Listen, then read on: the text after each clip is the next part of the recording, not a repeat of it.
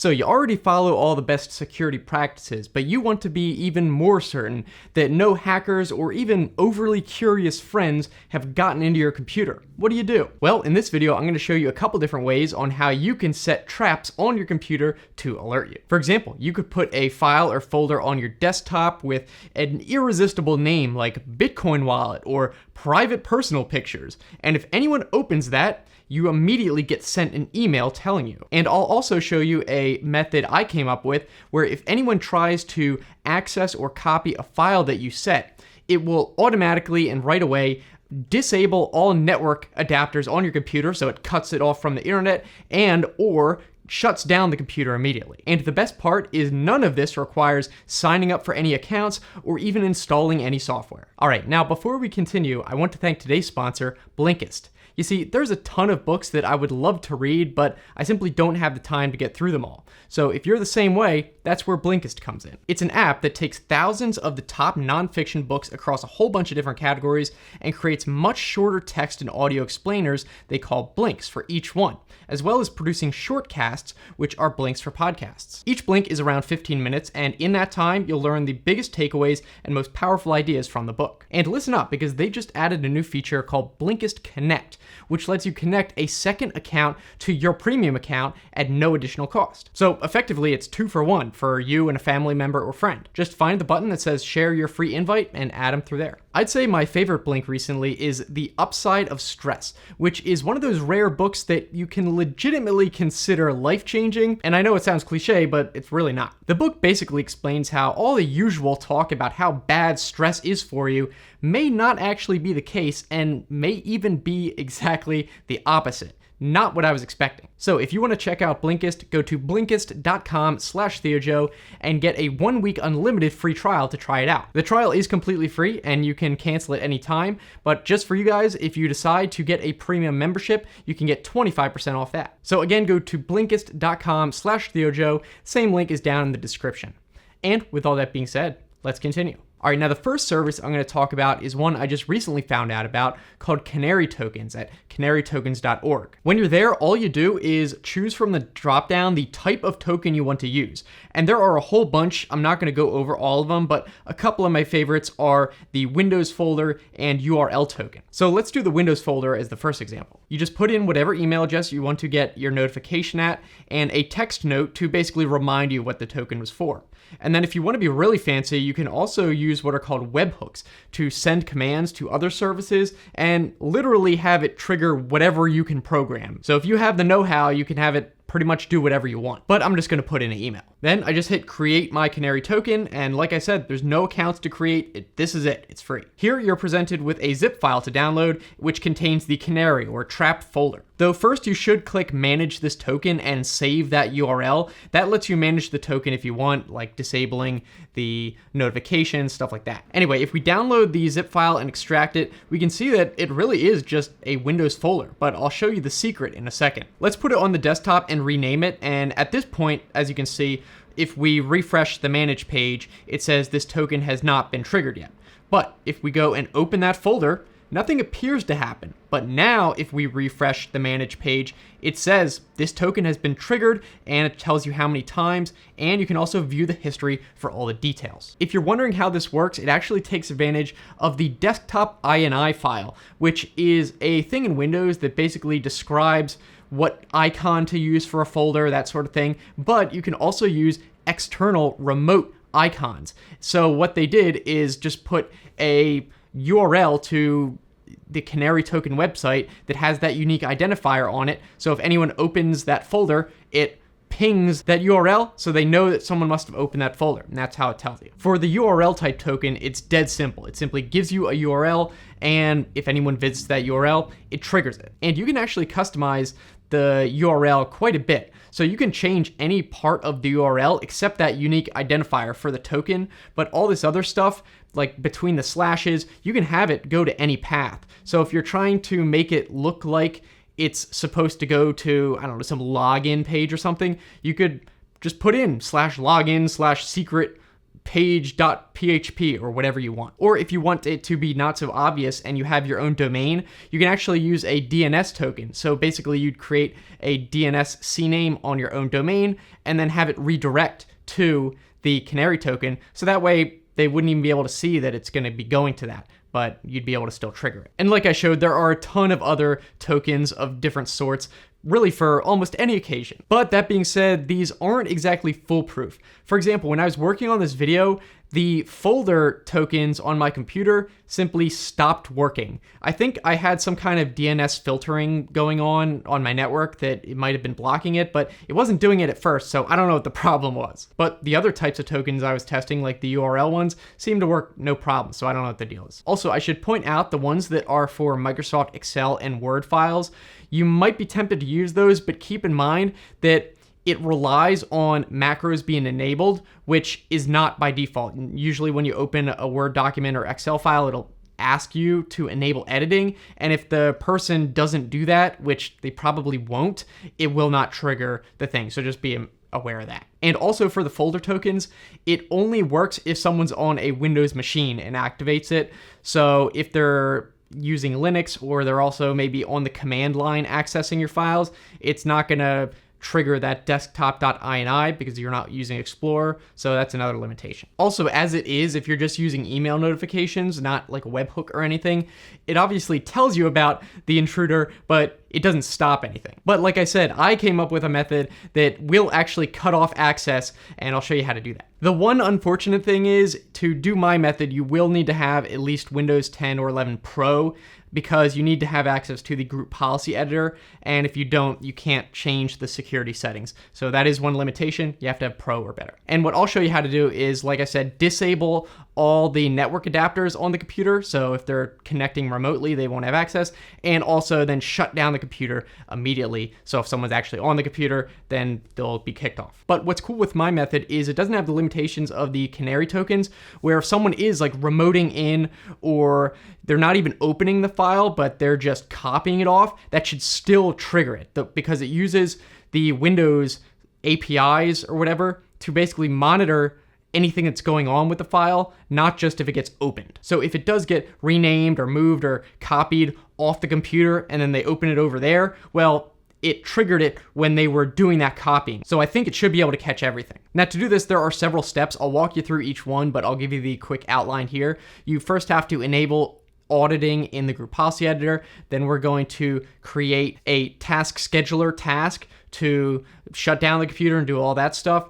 I'm also going to show you how to create a log in the event viewer so you can see what gets triggered. And I'll show you a couple issues you might run into and how to address it. All right, so first let's enable the auditing feature. So we're going to open up the group policy editor. You can just search it in the start menu or do GP edit, and then go to computer configuration, Windows settings, security settings, and then advanced audit policy configuration, system audit policies, object access, and then on the right, click on audit file system, and then enable both success and failure. If you know what you're doing and you want, you can have Windows Monitor for other things to audit, but this is the only one I'm going to worry about now. Then after you do that, open the command prompt as admin, and then run this command, gp update/force, and this will force the new group policy settings to take effect. Now we need to choose a file that we want to create for auditing, and this can be literally any kind of file you want. So I'll just use an example text file. I believe you could also technically do this with a folder, but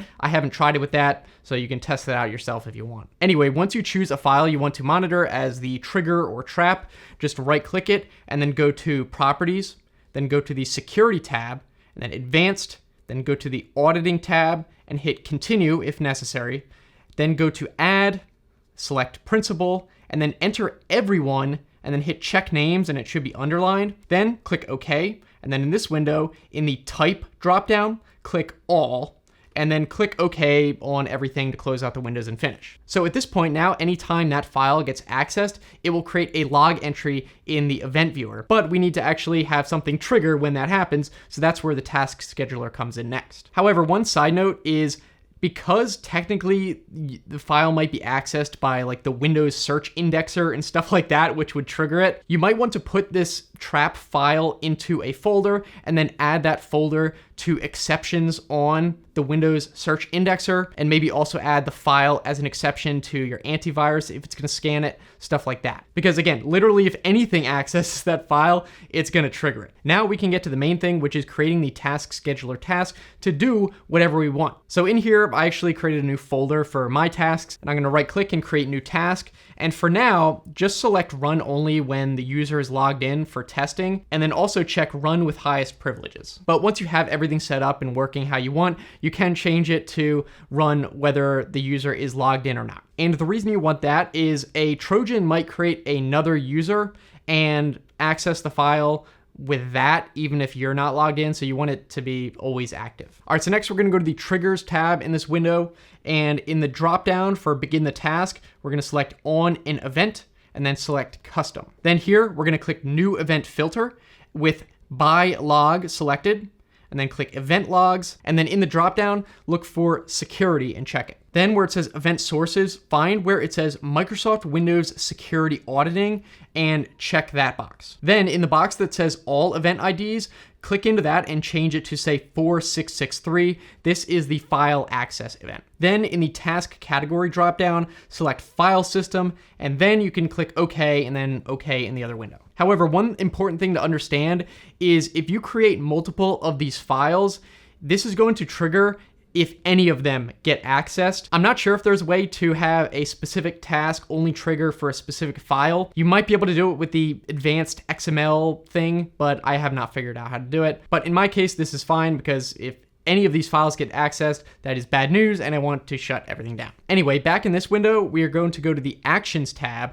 and then click New. And then here, you're gonna have a few options for what you want it to do. And so you can mix and match these that I'm going to tell you about. If you want the computer to shut down, what you would do is in this box, type in shutdown, and then in the arguments box, type this, -S, -T5, and then -C, and then some message between quotes. Here you can change the 5 to any number of seconds. This is going to be the delay between when it gets triggered and when it actually shuts down the computer. If you're just testing things out, you can set this number to a large thing like 30 seconds, and then you can actually cancel it before it shuts down if you go into the command prompt and type in shutdown-A, and that will cancel it. So you'll finally probably want to end up setting this to something low, like 3 or 5 seconds, enough where if someone's in there, they won't have time to react and cancel the shutdown, but also you want time for any other actions to be able to act, like the one that disables the network adapters, if you care about that. But then again, if it's shutting down, that kind of does that too. Also here, for whatever message, this will display when the computer begins the shutdown in the warning thing.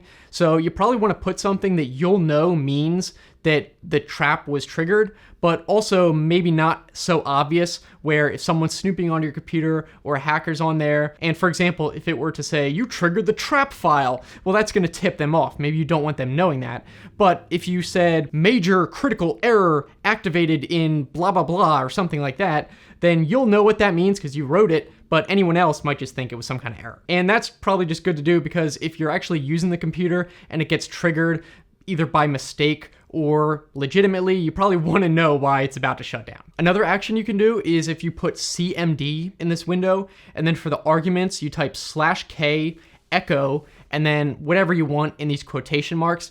And this way, if the task gets triggered, it will pop up a command prompt window and say some message. So this is good if you're just testing it out. You don't want it to shut everything down. For the action that disables all the network adapters, here you're going to put PowerShell as the program. And then for the arguments, you're going to put all of this text. So get -net adapter, and they're going to put a vertical bar, disable net adapter, confirm, and then false. I'll put that in the description. You'll want to just copy and paste it so you don't mess it up. But what this does is it gets all the network adapters, and then it pipes it into the disable net adapter command, and then the confirm false makes it so you don't have to confirm it. It just does it right away. So again, if you're just testing this out to make sure it works, you can actually just change that false to true, and then when you're happy with it, you can set it back to false. So those are just a few examples for actions you can create, but you can really have it do whatever you want. if you have the know-how. Now let's go into the event viewer and create a log that will make it easier to monitor when this thing gets triggered. So if it does happen by mistake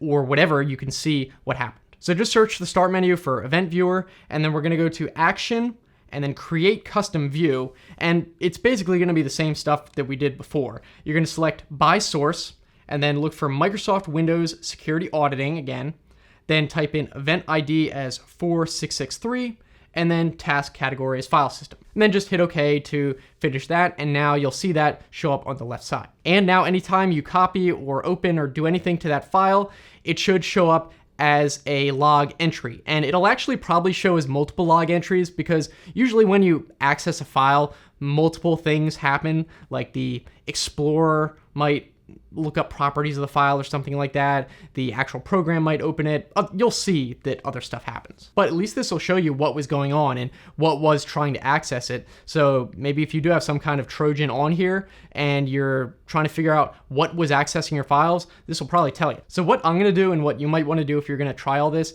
is don't have it set to shut down the computer while you're testing it out. Maybe just use one of the commands that just displays the message so you can work out all the kinks.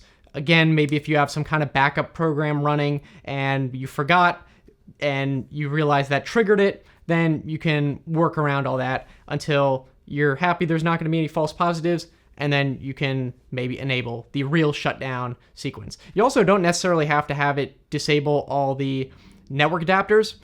If it shuts down, that kind of serves both purposes, but I figured you might want the option. And even if you don't end up using any of this, hopefully it still gave you some ideas and taught you about a feature that maybe you didn't know about before, like this audit access thing. Maybe you don't want it to just trigger a shutdown, but you still want to know when a file gets accessed by some kind of programs, even for troubleshooting, could really come in handy. So let me know what you think down in the comments, and if you have any ideas for what you might use this for, if it's something totally different. Thanks again to Blinkist for sponsoring this video. Again, be sure to go to Blinkist.com/TheoJoe and get an unlimited 7-day free trial and 25% off a premium membership. And if you enjoyed this video, definitely give it a big thumbs up for the YouTube algorithm. If you want to keep watching, the next video I'd recommend is where I was talking about an insane virus trick that I probably would have fallen for. So I'll put that right here if you want to click on it. So thanks so much for watching, and I'll see you in the next one.